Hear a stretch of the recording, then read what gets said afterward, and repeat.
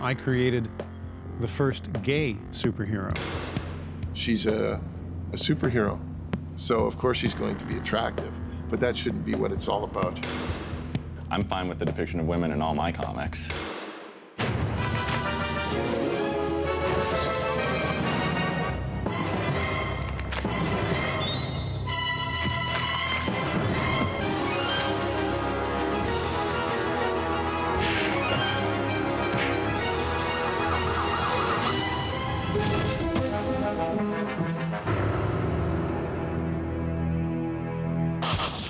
Comic books have a reputation for their unrealistic depiction of the world.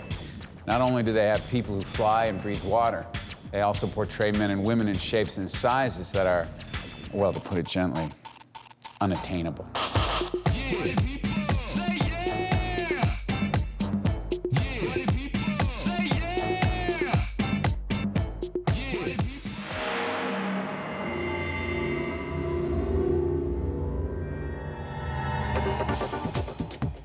Frankly, women are portrayed horribly in comics because they're generally portrayed by young men without any real education or experience with women, for that matter. And I think that's been true since the dawn of the industry. Women in comics, for the most part, are portrayed from a adolescent. See, but even when I'm saying this, I know that the people that are writing those women characters, they don't believe that. But that talks about the writers more so than the characters. You know, the writers believe I'm doing a very believable woman. The guys that are drawing it, are they helping anything? Whatever you're trying to sell to another human being, whether it's a product or a concept or a philosophy, you've got a 10% better chance of getting the idea across if it's delivered by a Victoria's Secret runway model. Is it horrible? Maybe. Is it terrible? Possibly. But it's like one of the few, irrefutable truths about society since the dawn of man. The sexy cave women got the best furs or something. I don't know. Yeah, people can point to certain things and say, well, that's just a male objectivist fantasy. And yes, I'm a male. What do you expect? It's like men do objectify women. That's just something they do. And the best of us try hard to realise that and get over it, but they do. Most artists in comics drew all their women to look alike. It's the Betty Veronica syndrome, where they all look alike except for the color of the hair. In Titans, George was the first that I'm aware of who actually made a concerted effort and succeeded in making Starfire one physical type, Wonder Girl a completely different physical type, and Raven a third type. If anybody should be outspoken about it, guys should be outspoken about it, because most male superheroes have no packages. It's like there's nothing there. But they're not offended by that. They're just reading the comic, but girls, I guess, tend to be a little bit in tune with body consciousness or something like that.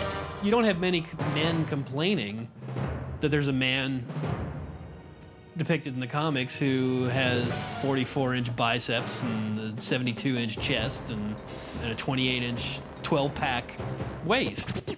Honestly, I don't think women's depiction in comics is any different than their depiction anywhere else. It really just depends on what you're looking at and what you're looking for. I mean, I'm fine with the depiction of women in all my comics, and that's the only ones I can control. So I had a woman kill Captain America. Come on. It doesn't get tougher than that. Clothes make the man. It's a saying that applies to comic book characters more than it does to you and me. Comic book superheroines, the cartoonist just draws naked women and then they color them different to naked costumes. So I remember as a kid reading, superhero comics and very much enjoying the superheroines. When these gals are running around in skin-tight costumes, it does tend to emphasize the girly bits. When superheroes started, it was just the easiest and quickest way to draw a person, was to just draw the human body and put lines and color where you would want the clothing to be. And I don't think it was like when it first started, it was a hypersexualized thing, because, they wouldn't have that in the 40s and 50s, It was just the easiest way to get a drawing done. You know, and that's why their costumes look like that. Sometimes it just looks impractical. I mean, when I was drawing Wonder Woman, I thought, this is the stupidest costume in the whole world. Has anyone here worn a bustier? Do they know what happens if you go, I've explained this to people, you put on a bustier and you go back to throw a punch. Your boobs go this way. The costume stays right here. You know, it's like, I'll suspend my disbelief. Yes, this woman can do all these things, but I know that costume's not gonna move when she picks up a car or when she, you know, she's flying up in the air. Crime fighting in bikinis, crime fighting in armor. Going from civilian clothes to the crime-fighting costume is a transformation that some comic book characters have to go through. And the change is often very different, depending on the sex of the character. Well, the disrobing phenomenon is a classic delay of anticipation. You know Superman's going to win, and you know that as soon as Clark Kent becomes Superman, the villain is going to get defeated. So really the entire tension is about waiting for Clark Kent to become Superman and to take that logical step towards amending whatever needs to be amended. The trick with the male superheroes, they do strip, but they tend to be wearing as much underneath, if not more so, than they are on their street clothes. Some of them even pull out masks and they're even more covered. With women, when they strip out of their street clothes and put on their superhero costume, it tends to be less. Wonder Woman is a classic example. So you have this weird association with this anticipation where you're actually waiting for Wonder Woman not just to become Wonder Woman, but you're waiting for her to strip. And the entire narrative that unfolds as a result of that can actually be seen as a drawn-out striptease, which is problematic, to say the least. Dressed in leather and choosing a whip as a weapon, Catwoman was a prime example of sexuality virtually taking over a character. But one writer and artist team saw her as more than just an excuse for a fetish fashion show and gave her substance as well as sex appeal. In the late 90s, DC Comics approached Ed Brubaker and myself about relaunching Catwoman. I always liked the idea of the character, and I liked her when I was a kid. I liked the sort of on and off thing with Batman and how she was a cat burglar. And when we sat down and started to talk, we saw that we both believed the same thing, that this was a great character. She needed to be dignified. We needed to make her appeal to women. And she had to be attractive and sexy and powerful, but that's not what the book is about. I thought, okay, well, if I, just ignoring everything that's been done with Catwoman for the last 5 or 6 years, what would I do with Catwoman? And so I thought, well, I'll take her back to the East End where she started and get someone to design a cool costume. And I had a couple ideas that I suggested, like having the aviator's helmet with the buckle and the goggles and some kind of leather cat suit. I think I had been trying to figure out what to have her wear, and my wife said, well, why don't you put her in like one of those Emma Peel cat suits? And I thought, oh, that's called a cat suit? So I gave Darwin those 2 suggestions, and he just, made it look like the coolest. I mean, they're still using it, and it's been like 7 or 8 years at this point, it seems like. As an artist and designer, I looked at it as, if she was real, what would this woman wear? It's why we cut her hair off. It's why we took the boob socks off. What would be practical for her? What would allow her to do these things she does, but still allow her to be attractive? And that's kind of where we ended up with it. We wanted to treat the character with dignity, and her attractiveness should be a given. She's a superhero, so of course she's going to be attractive, but that shouldn't be what it's all about. One of the most fun things of the job, actually, is getting to sort of take these characters and try to make them something that you personally would want to read every month and find cool, actually. Frank Miller is famous not only for reinventing Batman, he also reimagined Catwoman at the same time. Catwoman started out as a dominatrix with a cat fixation, who decided to put on a costume of her own after seeing Batman in action. Why is it that a person who leads a double life, wears a mask and fights crime for a living has trouble with steady relationships? And who was the first openly gay mainstream comic book character? Find out when we return.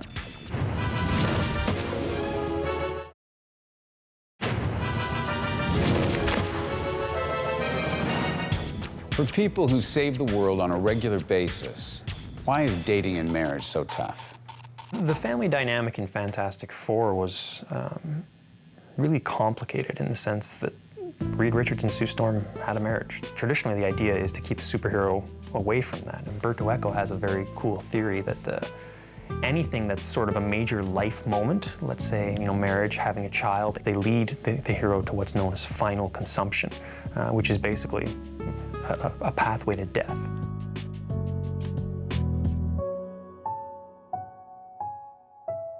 But Lee rejected that model, and I think he wanted to have a greater verisimilitude to the actual world itself, and he wanted to explore relationships that weren't often explored in comics, specifically marriage and the family.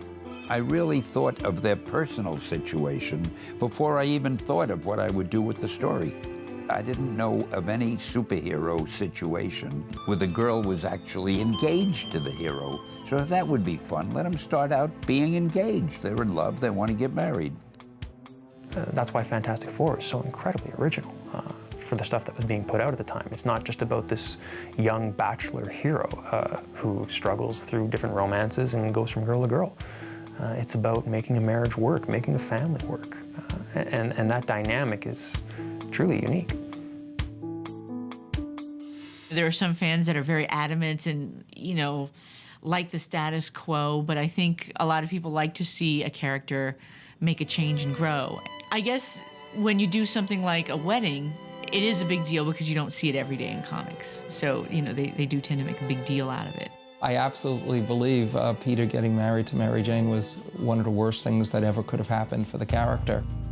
The basic concept of the character precludes him being overly happy for too long.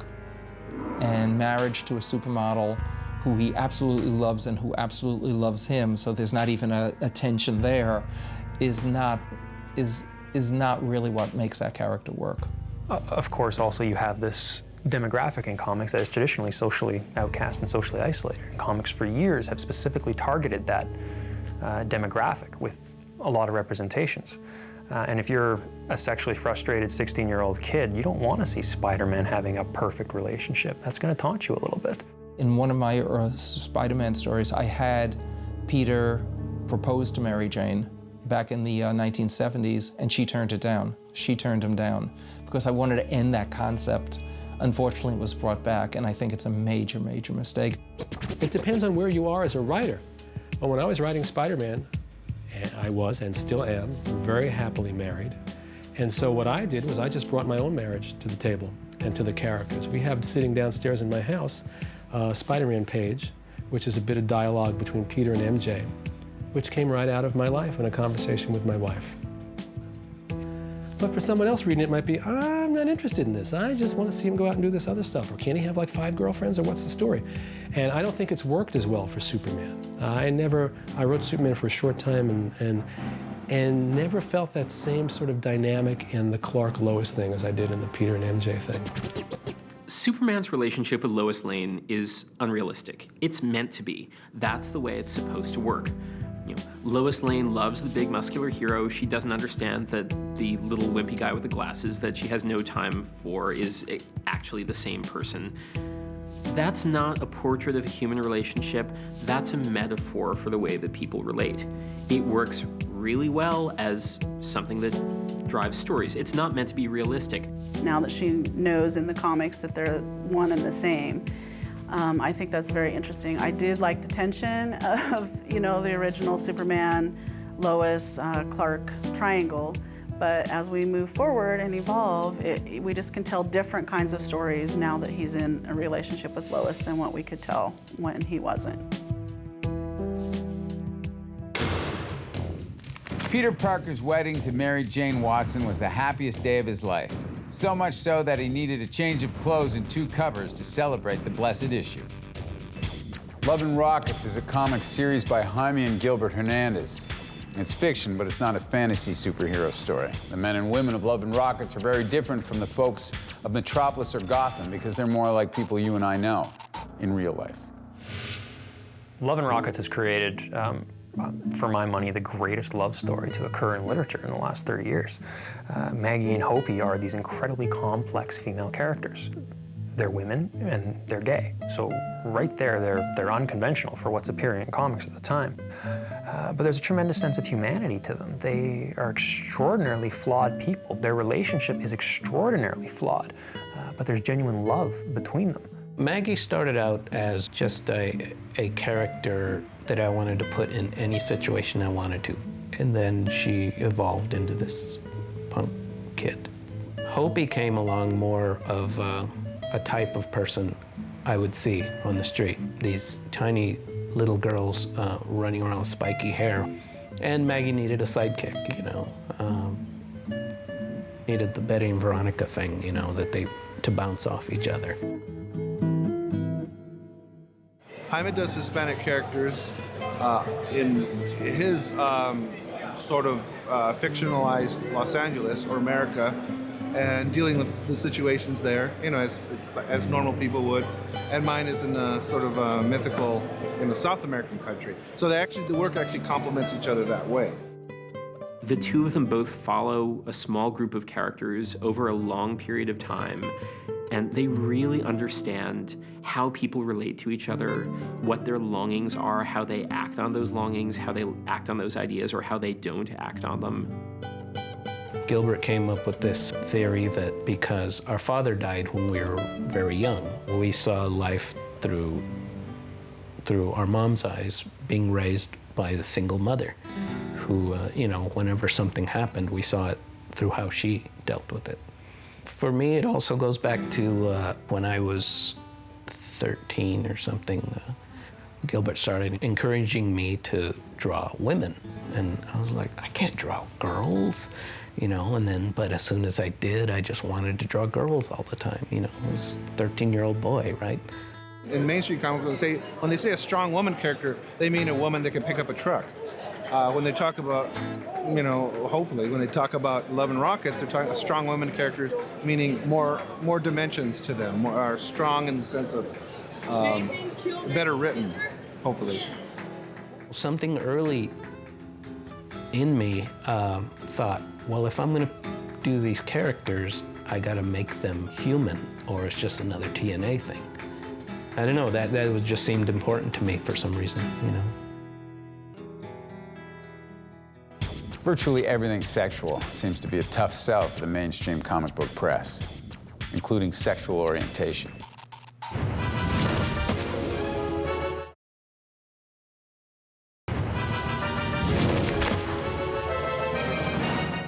From sex and sexuality to dating and marriage, relationships to one-night stands. These are the books that take sex and gender issues head on. This is Comics 101. Birds of Prey is a different kind of team book in the DC universe. Former Batgirl Barbara Gordon now serves as Oracle, information broker to superheroes, and anchor to a rotating cast that's included Black Canary, the Huntress, and Lady Blackhawk. The Pro is Garth Ennis and Amanda Connor's adults-only parody of mainstream superheroes, following the short-lived exploits of a superpowered prostitute. If you've got the money, honey, she's got the time, and will fight crime.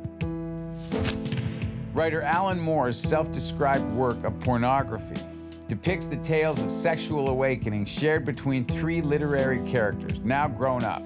Alice from Alice's Adventures in Wonderland, Dorothy from The Wizard of Oz, and Peter Pan's Wendy. Lost Girls is a controversial, critically acclaimed work that took 16 years to complete. Mainstream superhero comics have often shied away from anything sexual. Sex seemed a tough subject for them to tackle. But as the comics audience got older and more diverse, so did the characters the comics portrayed. I think for the most part, the homosexuality is treated as a very, very big issue. It's a defining element of their characters. And in any given scene, you're going to try to emphasize that they're gay. Now, this is good in one sense, because it opens discussion, and it makes it readily clear. You're not just glossing the issue over. But at the same time, you're kind of fetishizing this as the singular marker of the superhero's identity, which is limiting in a lot of ways, and it's making homosexuality a bigger issue than it really, really needs to be. When Frederick Wertham accused Batman of having homosexual fantasy, the creators of Batman went nuts. And they made every effort to make Batman as completely heterosexual as was humanly possible. They created this Bat nuclear family in order to emphasize how completely not gay either Batman or Robin was. North Star was a big, big step.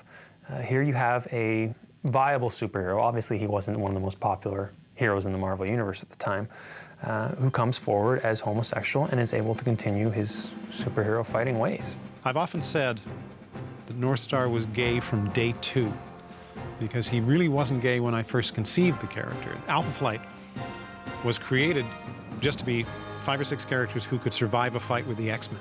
And then when they got their own book, I suddenly had to find depth to these characters. And I had just recently read an article in Scientific American. This was radical thinking back then, it's hard to believe, that said that being gay isn't necessarily because your mom made you wear dresses when you were a kid. It's probably something genetic. And I said, well, gosh, if it's genetic, there should be gay superheroes. So I said, I've got my group here, I can do it here, who's it gonna be? And it was kind of a process of elimination. And it came down to North Star. And I said, okay, North Star's gay. And of course, because of the comics code and the politics at Marvel at the time, we weren't able to say it in so many words, but I dropped so many hints that pretty much everybody knew that North Star was gay. And over the years, I've had guys come up to me at conventions and say that, you know, they're gay, and North Star being gay really helped them at that time of their life where they were having to deal with that. That's very, very gratifying. We've seen since then more prominent superheroes identifying with homosexuality. The best example being Batwoman. The reasoning behind Batwoman, we wanted to introduce a strong female lead to the Bat family. We wanted to diversify the Bat family, and we wanted to show a character in a strong, positive light as well. And when we introduced Batwoman as a lesbian, the first thing we did is to show her as a superhero. So the only place that we ever said that she was lesbian is when we described her. And when we presented her, you never got that feel, you never got that tone from any of the stories that we told, first of all, because we wanted to establish her as a hero first. And who she is and how she interacts with other characters is something that's revealed in her backstory, just like we reveal anything else. Just like, you know, Superman is an alien. As part of his story, the fact that he comes from another planet is key to who Superman is. The fact that Batwoman is gay is going to be key to who she is and the choices she makes and the problems she faced and the problems that she tries to overcome. It's all going to be key to who she is. And gives her a point of view, a personality, a point of difference that is different from Bruce Wayne's Batman or Dick Grayson's Nightwing or Tim Drake's Robin. And it allows to expand the family in a much better way. Originally, Batwoman was created to emphasize how not gay Batman is. So to bring her back as a homosexual character, I think really shows how far the genre has come. Sex and relationships are part of all fiction. Comic books are no exception. Some of it is incredibly real, and some is, well, the work of very active imaginations.